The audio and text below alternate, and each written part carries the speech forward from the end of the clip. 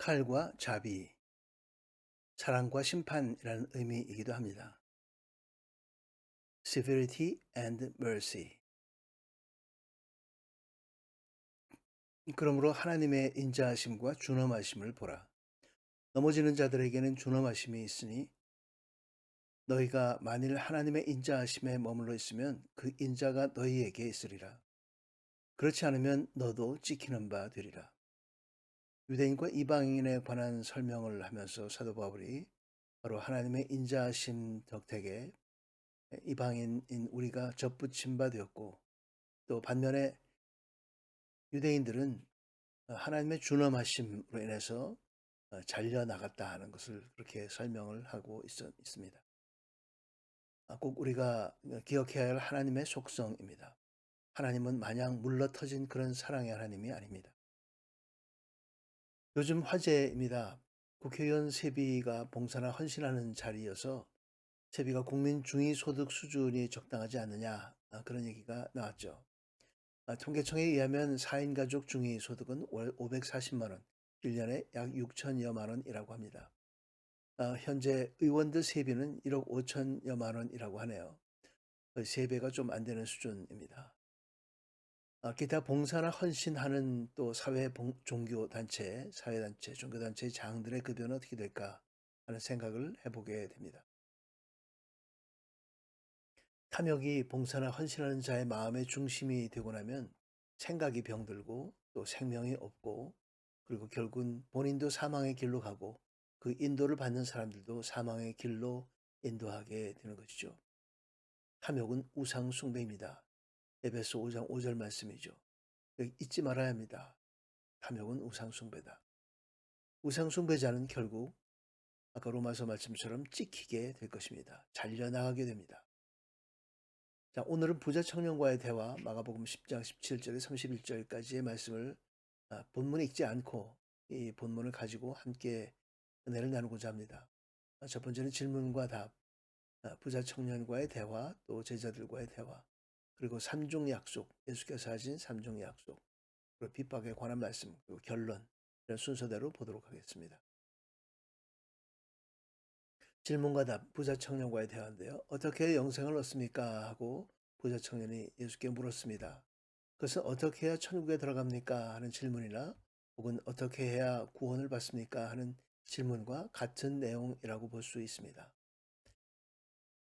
그랬더니 예수께서 물어보시죠. 계명을 쭉 다 얘기하시면서 다 지켰냐? 그랬더니 다 지켰습니다. 어릴 때부터 지켰습니다 하면서 바로 바리새인이 되고자 하는 그런 길로 접어들었음을 보게 됩니다. 그렇지만 네게 부족한 것이 있다. 예수께서는 그것을 나쁘다, 악하다 그렇게 보지 않고 사랑스럽게 보시면서 내가 부족한 것이 있다 하고 빠진 것을 설명하시기 시작합니다. 내가 가진 모든 것을 다 팔아서 가난한 자들에게 나눠주고 천국의 보물을 얻고 그리고 와서 나를 따르라. 사실 나를 따르라가 중요한 건데 이 전의 것에 대단한 부자였기 때문에 그 마음에 근심을 안고 돌아가게 되었습니다. 이 청년과 대화를 마무리하고 돌아간 다음에 예수께서 제자들과 함께 대화를 합니다. 부자가 천국 들어가기보다 낙타가 바늘귀 들어가기가 더 쉽다. 당연히 제자들이 깜짝 놀라죠.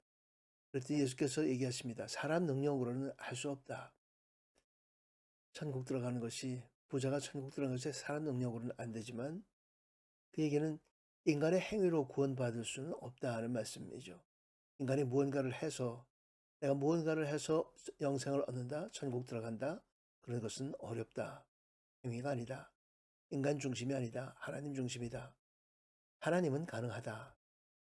구원은 전적으로 하나님의 주권사항이기 때문입니다. 그래서 베드로가 대답하죠. 우리는 모든 것을 버리고 주를 따랐습니다. 사실은 엄밀한 의미에서는 틀린 얘기였습니다.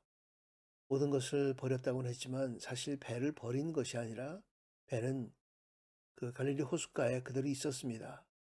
그리고 요한복음 21장을 보면 예수께서 십자가에 달리신 후에 또 다른 제자들과 함께 고기 잡으러 그 배를 타죠.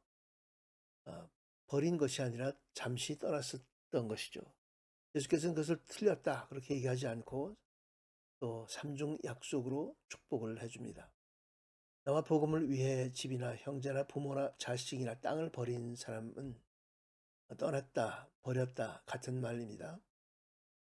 이 세상에서 100배나 더 받고, 아니 부모도 100배를 받나? 자식도 받나? 이렇게 생각을 할 수 있습니다.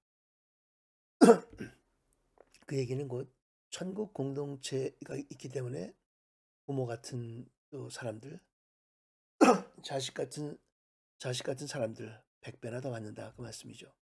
핍박도 받고, 핍박은 또 왜 등장하나? 왜 핍박을 받게 되나? 다른 가치관 때문에 그렇습니다. 다른 가치관과 충돌하기 때문에 그렇습니다. 올 세상 시간에서 영생을 받을 것이다. 이 세상이라고 하는 단어는 시간이라는 단어를 사용합니다. 다가올 시간에서 영생을 받을 것이다. 영생. 바로 부자 청년이 얻고자 했던 그것이죠. 버리는 사람은 결국 받는다. 그 말입니다. 복음을 위해서, 예수님을 위해서 모든 소유들, 모든 가지고 있는 것들을 떠난 사람들은 받는다. 핍박에 관해서 잠시 말씀을 나누겠습니다. 제자들도 권력이나 명성에 대한 버리지 못한 꿈이 있었습니다. 그래서 예수님이 혹시나 왕이 되면 나는 오른쪽 왼쪽 하고 자리 다툼을 했던 적이 있습니다. 그것들을 버리는 것이 중요한 얘기였죠. 그걸 버리고 나면 거기에 결핍과 부족함이 생깁니다. 그 꿈을 버렸기 때문에. 하지만 반면에 그 결핍과 부족함으로 인해서 구원의 소망이 더 강렬하게 생깁니다. 하나님께서 하시기 때문이죠. 위로부터 옵니다. 성경의 모든 기적들은 그렇게 위로부터 내려왔습니다. 우리의 구원은 내 스스로가 할 수 있는 것이 아니라 하나님부터 내려오기 때문에 세상에 관한 것을 버려야 하는 것이죠. 100배나 회복한다는 100배 회복은 위로를 주지만 핍박은 불안합니다. 어떻게 하면 그 불안감을 제거할 수 있을까? 어떻게 하면 핍박으로부터 벗어날 수 있을까? 하는 생각을 하게 되는 것이죠. 하지만 새로운 가족이 있습니다. 새로운 가족과 함께 그 파도를 헤쳐나가게 됩니다. 핍박은 옛 생활 구조와 새로운 생활 구조 사이의 갈등입니다. 그 갈등을 하나님께서 새로운 가족과 함께 헤쳐나가도록 우리를 부르셨습니다. 그 가족의 이름이 바로 교회입니다. 결론입니다. 먼저 된 자가 나중되고 나중된 자가 먼저 된다. 마가복음 10장 31절 말씀. 여기만 나오는 것이 아니라 굉장히 여러 번 반복해서 나옵니다. 마태복음에도 19장, 20장에 반복되고 또 그런 취지의 말씀들도 여러 번 나옵니다. 섬기는 자가 되라. 또 어린아이와 같이 되라. 여러 번 반복하는데 특별히 마태복음 20장은 포도원 품꾼의 비유를 설명하면서 똑같이 주는 것이 내 뜻이다 하고 분명하게 또 밝혀주십니다. 아침에 온 삭꾼과 일꾼과 점심에 온 일꾼, 저녁에 온 일꾼 모두 다 똑같이 그 삭을 주게 되었었죠. 천국의 가치관은 그 기준이 세상과 다릅니다. 뒤집히는 겁니다. 기준이 뒤집히기 때문에 핍박이 있고 또 상충되게 됩니다. 그렇기 때문에 우리는 어떻게 봐야 하는지, 그 기준이 어떤 것인지를 잘 생각해 봐야 합니다. 새로운 가족 공동체는 그 시련과 핍박을 통해 관계가 발전하고 번영합니다. 그 기준이 세상이 따르지 않는 독특한 기준을 가지고 있기 때문에 그렇습니다. 그것이 바로 우리가 따라야 할 성도의 가치관들입니다. 재물은 축복입니다. 그러나 탐심의 뿌리가 되어버리고 변질하게 마련입니다. 이 땅에 있는 피조물은 모두 변합니다. 변치 않는 축복이 있습니다. 그것은 바로 천국 자녀 되는 길, 제자 되는 길입니다. 모든 것이 가능한 분과 함께 있는 길이죠. 그러니까 능치 못할 것이 없습니다. 불가능이 없습니다. 제자도는 보상의 차원이 아닙니다. 손익계산을 하지 말아야 하는 것이죠. 제자도는 핍박이나 봉사가 수반되게 마련입니다. 과정은 전쟁입니다. 그러나 최후 승리가 보장되어 있습니다. 제자도는 사랑으로 인한 헌신입니다. 마치 결혼 관계와도 같습니다. 결혼하는데 계산하는 사람 없죠. 결혼하는데 그 결혼 생활이 봉사다 하고 힘들다 하고 얘기하지 않죠. 오직 사랑으로 인해서 헌신하는 것을 기쁨으로 여기게 되는 것입니다. 바로 제자도는 그리스도를 본받는 일입니다. 칼과 자비를 기억하면서 충성된 제자가 되는 우리 모두가 되기를 간절히 바랍니다. 칼과 자비, 큰 프레임워크 안에 있습니다. 철저하게 되고 중간지대는 없습니다. 칼을 선택하든지 아니면 하나님의 자비 안에 있든지 둘 중에 하나입니다. 충성된 제자로 하나님께 영광 돌리는 우리 모두가 되기를 간절히 바랍니다. 함께 기도하겠습니다. 만복의 근원이신 아버지 하나님, 우리의 신앙에 세상적 손익계산이 들어가지 않게 하여 주시옵소서. 물질은 삶의 필수고 풍성한 물질은 축복이다 라고 하면서 탐심을 합리화하지 않도록 인도하여 주옵소서.